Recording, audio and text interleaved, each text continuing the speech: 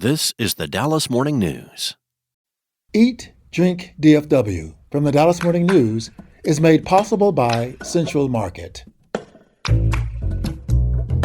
Hello, and welcome to Eat, Drink, DFW, the podcast from the Dallas Morning News food team. Each and every week, we take a look at food and drink trends in North Texas, talk about restaurants in Dallas-Fort Worth, learn some new recipes, and sometimes even get tips from you, our listeners. I'm Anna Butler, the Dallas Morning News food editor. This week, we're going to hear about a unique 25-course tasting menu, a new Japanese-Mexican fusion restaurant, and all the new offerings this season for Texas Rangers baseball games. Plus, I'll be sharing one of my favorite new after-work cooking tips. That's all coming up right after this. Central Market is really into food. Like when we say cheese, it's in 12 languages into food. Butchers, bakers, and sushi roll makers into food. We're talking so obsessive about quality you can shop blindfolded into food. Central Market is really into food. If you are too, then let us turn your shopping list into a treasure map. Get inspired, get adventurous, or just get a chef-made dinner when you've got more taste buds than time. No place makes every meal more amazing like Central Market. Really into food. Shop now at centralmarket.com. For the latest food and restaurant news in Dallas-Fort Worth, visit dallasnews.com/food. Also, we'd love to hear from you, so email us at eatdrink@dallasnews.com. Today, I'm joined by our food writers Sarah Blaskovich and Imelda Garcia. Sarah, you literally just zoomed here from Arlington, where you tried all of the new foods being offered at the Rangers ballpark. That's right. We do this every year. On opening week, Rangers insider Evan Grant and I take big, stupid bites of a bunch of concessions and then do a video telling people what we think of them. So I'll give you guys the Cliffs Notes, and then if you want to go to dallasnews.com/food, you can watch that fun video. So in 2025, an odd thing has happened where lobster makes the list of new concessions 3 times. Now, I love a lobster roll as much as the next guy, but when you think of Arlington, Texas, do you think of lobster, Anna? No, we're about 5 to 6 hours away from the ocean here, so I would prefer to avoid it in certain circumstances. Yeah, and a lot of the lobster that the rest of us eat here in Texas actually comes from Maine, which is, I don't know how many hundreds or thousands of miles away that is, but it's not close. But the Rangers have chosen this year to really go big on lobster. You can have lobster 3 ways this season: in a lobster roll, in lobster macaroni and cheese, or in lobster nachos. So Imelda, which of those 3 would you eat? I think the nachos, it's kind of fun, I think. Yeah, I mean, if we can get away from the fact that lobster is not from Texas, it is fun and surprising. I'll also say that the prices on all 3 of these are lower than I thought they would be, which is good news, you guys. The lobster roll is just $13.99, and I've eaten a lobster roll at a restaurant that's like $30-$40. That's one of the more affordable lobster rolls I've heard of in a long time. How are they keeping their costs down? Yeah, so great question. It is a lobster blend. Oh. Yeah, so it's lobster and imitation crab together. Lobster roll purists will recognize that we're not in Portland, Maine, as we're eating these lobster rolls. However, Evan and I both thought that the lobster dishes generally, taste like lobster more than anything else. So if you're jonesing for a lobster something, you're going to find it at Texas Rangers games this year. Did you have any favorites? Did anything really stand out to you or Evan? I did, and maybe this shows what a carny I am on the inside. But the thing I loved most was the bacon on a stick with Dr. Pepper barbecue glaze. And it is simple. This is just a big, thick slab of bacon on a stick with a sweet, delicious sauce on it. And I found myself, we tried, 8 or 10 different things, most of them covered in some form of squishy cheese. And I found myself going back to that stick of bacon almost for my palate cleanser. It was just good. And it cost $9.99. Again, that's a lot for a single slab of bacon, but we're inside a stadium where everything costs a little bit more. And the $9.99 was the least expensive of the new concessions we tried. It doesn't surprise me that you like that, because you did like the cotton candy bacon a lot at the state fair too. That's right. This is less sweet than that. I think one could argue that the cotton candy bacon from the State Fair of Texas was on the verge of too sweet, and this is a little less sweet. I love Dr. Pepper as a glaze with barbecue, so this makes so much sense to me. It makes more sense to me than straight up cotton candy does. So I think I'm more intrigued by this than I was by the State Fair concoction. Yeah, good point. I also like the Dr. Pepper glaze because it takes us to Texas, and these are the Texas Rangers. I make the point in the story I wrote about the new Rangers food that a lot of these different foods take you to different parts of the United States. And so I think one of the reasons probably why I liked the bacon too is because it takes us to Texas. And which one did you like the least? So there was a buffalo pulled pork sandwich with coleslaw on it. So if we're going to take this travel theme, the pulled pork sandwich takes you to the Carolinas, right? The coleslaw on the sandwich takes you to the Carolinas. The buffalo sauce takes you to my mom's hometown, Buffalo, New York. And should we put buffalo on a pulled pork coleslaw sandwich?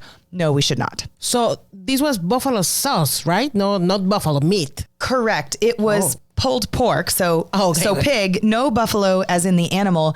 It was buffalo sauce that, if I can take you there visually, bright orange that dyed part of the inside of the bun. We don't want it. It's like a Nashville-ish thing that just didn't quite get there. Now I want to try it. I like that about you, Imelda. I have an anecdote for last year. Do you remember this pizza burger? Of course. My whole family, we went to a game and we were like, okay, what do you want? And I'm like taking the list, and 3 people told me, I want a pizza burger. So I walked to the cashier and I told him like, okay, I want this and this and this and 3 pizza burgers. And he was like, are you sure you want all that? Oh, no. And I was like, yeah. And he was like, let me show you the pizza burger. And he brings this huge, humongous thing. And I was like, no, yeah, you know what? Just give me one and cut it in 3 parts. It was huge. Plus, he was going to be like, and that'll be $800 for your family to have dinner. I know. And it was not that good, Yeah. Okay. So speaking of massive food at the Texas Rangers ballpark, this is a thing that we've done since the Boomstick more than a decade ago. If everybody remembers, the Boomstick is the 24-inch long loaded hot dog that comes with its own suitcase. 24? Wow. So this year they will sell the Boomstick because it was the original and the bestseller, but they usually do a new, very long or very big thing. This year's is a Boomstick burrito. So for $35.99, you get a 26-inch in diameter tortilla that was specifically made by a local bakery because apparently tortillas don't come this large. And during the press conference, it was so funny. The guy who does concessions held up the tortilla without anything in it. It like covered his whole face when he held it above the microphone. So the Boomstick is filled with rice, beans, taco meat. On top comes my beloved squeezy nacho cheese, lettuce, sour cream, jalapenos. And we really wanted to like this burrito because it kind of reminds you of like a supersized Freebirds burrito or a Chipotle burrito, but it was very squishy. I have a comment about the huge tortilla. Yep. One time in my past life in Mexico, I was digging about some drug cartel, something like that in Sonora, Like you do. And they have like this massive tortilla. They are called sobaqueras. Oh, there's a name just because they're so big? Yes. And I don't know, this is a fun story. The armpit in Mexico, they have a nickname for it, and we call it sobaco. The armpit. The armpit. So sobaquera is because this massive tortilla, it goes from your hand to your sobaco, So it's this huge tortilla. Oh, there's such a historical tortilla story hidden inside this armpit joke. I know, it's crazy. If I have any notes as your editor, and this is probably not the appropriate place to bring it up, Sarah, y'all need to bring a scale next time because I need to understand how much that thing weighs. Yeah, no, this is a great question. Evan did try to pick it up with his bare hands. And mind you, there's squeezy cheesy on the top of it. But he did try and he failed. So it was heavy enough that he couldn't kind of get it out of there. So you have to knife and fork this thing. And because it's 24 inches long, it could sit on 2 laps. But like the idea that my family of 4 is going to try to eat this, like there's going to be cheese on everybody's shirt. To have an idea, the size of a newborn is between 18 inches and 21 inches. This burrito is 26. So that gives you an idea, And I'm thinking about the weight of a preemie sometimes. So I'm like, maybe like a 5-pounder is when I know I've done my job right on like a monster burrito at Freebirds. Do you know what I need, Anna? Is I need like a Frisbee so that we could think if anything's bigger than, like a Frisbee or a dinner plate. I probably need a ruler. I definitely need a scale. What else do we need, guys, to prove how big this food is? Napkins, a lot. We went through a lot of napkins. And anybody listening, if you're baseball fans, go to dallasnews.com/food. You can read about all the delicious, crazy things you can eat in the 2025 baseball season. Let's play ball. Imelda, you took a trip to Fort Worth to try a new restaurant that serves fusion cuisine that puts together Mexican and Japanese food. How did this idea even happen? Yeah, so this is a place called Shogun Taqueria. It's a fusion between Mexican and Japanese cuisine. And it's really interesting because they have some things that blew my mind, actually. It's like ramen menudo, kimchi quesadilla, chicken pozole shio. It's like, what is that? So I went to the place and I talked with this Paco Islas, is the chef. And he told me that in 2021, he was paired with Kevin Martinez, who is a head chef of Tokyo Cafe in Fort Worth. So they were working together, and there the idea grew up in his mind. They have tonkatsu with mole. So if you have like an adventurous palate, he took all the traditions from the Mexican cuisine, all the preparation and techniques and everything, and the same with the Japanese cuisine. And it's all made from scratch. These two chefs actually met while paired for the Fort Worth Food and Wine Festival, which is coming up in 2 weekends. That's where so many great ideas are actually born, are at these kinds of community events where people meet new folks. Yeah, and the idea was born there, but now he's opening this restaurant this Friday, tomorrow actually. Sarah, you also went to Fort Worth recently to take part in a unique 25-course tasting menu. First of all, that's insane. And second of all, we need all the details. Of course. Yeah, you at first said 25 courses like it was no big thing. And I was like, give me a little more credit, you guys. No, I'm kidding. Yes, Lonesome Dove, which is just about to celebrate its 25th anniversary in the Fort Worth Stockyards, is doing a 25-course tasting priced at $250 to celebrate that big anniversary. So you're seeing all the numbers come together, right? It had to be 25 courses because of the 25th anniversary. Now, you are not eating 25 plates of food. It is more like 25 bites. And to make this more palatable, they serve them in flights of 5. So it is basically 5 courses of 5 bites. And Lonesome Dove is known for its wild game. So dove, squab, pheasant. And I think Chef Tim Love has really done something cool here. He thought, well, I want to commemorate an important restaurant. It was his first restaurant and really the one that put him on the map for fancy cowboy food. So anybody who loves wild game or who loves a tasting menu, I think Lonesome Doves is worthy of going to if you can handle the $250 price tag. I want to know, where does this guy buy the kangaroo? Or the rattlesnake meat. Yes. Okay. So Imelda brings up some of the meats, right? There's kangaroo and rattlesnake. He told a funny story, Imelda. He said sometimes the kangaroo gets stuck at the border. No. Like in customs? Is that how it comes through? It's already dead. I know. Well, yes. So Joey's not like standing there at customs. Okay. Right. Okay. And the rattlesnake, he thinks he buys more rattlesnake than any chef, I don't know if he said in the region or across Texas.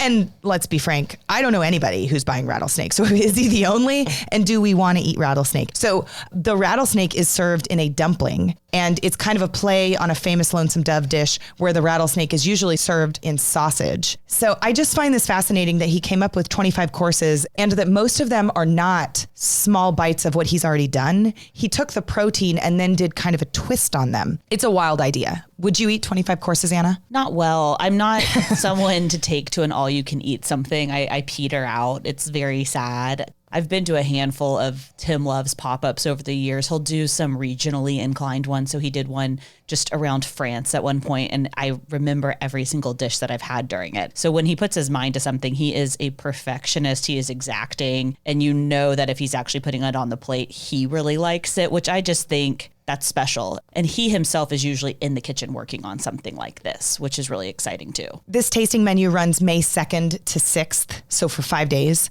And I think it's a glimpse into some of Lonesome Dove's best cooking in its 25 years. You can read about all of these things by visiting dallasnews.com/food. We're going to take a short break, and when we come back, I'm going to share one of my favorite new cooking hacks. Central Market is really into food, like fish flown in so fresh it still has jet lag into food. Our sourdough starter has been around since grunge was a thing into food. We're talking more prime cuts than a greatest hits album into food. Central Market is really into food. If you are too, then we're the HQ for you. Whether you're a make every recipe in the cookbook foodie or a my favorite recipe is reheat type who just digs the delectable, no place makes every day more delicious like Central Market. Really into food. Shop now at centralmarket.com. Welcome back. In just a minute, we'll jump into a useful cooking hack I've been obsessed with lately. We'd love it, though, if you would help us spread the word about our podcast. If you like it, please tell your friends or anyone you think would appreciate all the important information we share each week. It would mean the world to us. So you know that thing when you're dreading making dinner, but you also hate leftovers. Yeah. I really hate leftovers. But while my oven was out of service, I remember I had to use the air fryer a lot. And so what I discovered was, I get why people like it. I was a holdout on liking it, but frozen fish and frozen seafood is a huge one. One, it thaws a lot quicker than meat does. And so I've been really into frozen shrimp in the past few weeks. So all you really need to know is that once you've thawed the shrimp, which you can do under cool water after a matter of a few minutes, 400 degrees on the air fryer setting, 7 minutes. Okay. It will be cooked perfectly. You want large jumbo shrimp for this. You can marinate them in whatever you want. I wouldn't do it for probably more than 30 minutes. It's kind of a more delicate thing. I love a Cajun seasoning, or you could do garlic powder, onion powder, salt and pepper. But with this prepared shrimp, I put it into tacos. I've been doing summer rolls, which are so fun and easy, and you can do it in under 30 minutes, which doesn't feel like it should be possible, but it is. I'm just reflecting that this meal probably doesn't require a trip to the grocery store because it's in your freezer. Like, I love the shortness of time in cooking, but the second thing is that you didn't also then go to the store. I didn't go to the store on repeat at all. So frozen fish, I think it makes some people really nervous, especially if they didn't grow up thawing things that weren't basically like chili in Texas. Yeah. But you can get big packets of it at something like a Sam's or a Costco, or just freeze fresh shrimp yourself that you get at Central Market or somewhere where you're like, I really like the quality here. I love it though, because they're locking in the utmost nutrition at a certain point. So it's not degrading while it's in the freezer. It's actually sealing all of those things in. So while you're looking for something like shrimp that has high protein, it also still has all of its vitamins, minerals, and then those omega-3 fatty acids too. So do y'all have any time-saving hacks you want to share too? We're in a crab cake phase in our house, which I don't know what that says about us, but we aren't eating meat on Fridays during Lent, but also we've just had a healthier 2025 than we have in the past couple of years. And so there's a lot more fish that we're eating in our house, and Central Market's already made crab cakes. Man, that is the easiest, most delicious dish. And I'm a sucker for a crab cake. I have spent $30-$40 on a crab cake at a restaurant around here, and I'm not proud of it, but if it's on the menu, I kind of want it. These crab cakes are like $5 each if they're on sale, and we'll buy 4 of them for our family. They take just a couple of minutes sauteed in the pan, and we usually buy Central Market's remoulade. You could make your own remoulade or, some other sauce. It is so easy, and you can have dinner in 10 minutes or less. I was spitballing with the fishmonger. Is that the right term? Yeah. And I love that name. At Central Market, the one over on Lovers. And he was like, you've got to try the jalapeno ones. They're so good. And it's a little bit more vegetal than it is spicy. And he was like, I bet it's really good with the tomatilla salsa. They're so easy. But he was like, hey, just remember, these are actually all pre-cooked. So you really just need to heat it up. Yes, we actually did a tasting one time of the crab cakes, Anna. So instead of buying, 4 of the same, we bought all of them, just one of each. And everybody got a little sliver. And then we got to talk about which ones we liked. Those Central Market crab cakes, they got it. And I think I'm going to be in a freezer phase right now because my fridge doesn't work. Oh no. Yes. Wait, what happened? I don't know. It just doesn't work. The light is on, but nothing happens. But no one's home. Yeah, no one's home. Exactly. So I have a freezer, thank God. So yeah, I'm just defrosting things. But I have another hack, and it's bake a cake in a mug, When you don't want bake this big thing, or you just have a little craving for the afternoon, I think it's great just to grab a cup and bake a cake in there. The thing about baking a cake in a mug is that Instagram can show you 500 different ways to do it. Correct. So Anna, if you're like, I would like a confetti cake, and Imelda, you're like, I would like a red velvet cake, and I'm like, I would like a chocolate on chocolate brownie situation. All of those can be made probably with the things in your pantry, if only someone on Instagram will tell you the denominations, and someone will. And this brings me to another hack. When you are putting some peanut butter or creamy thing in the measuring thingy, I just put oil on it so I can take it off everything, because sometimes you're fighting with the thing, so yeah. See, I'm a big fan of making a well with it. So if you put your dry ingredients in first, you could, if you need a tablespoon of something, you push your tablespoon into it, so it makes a tablespoon indentation.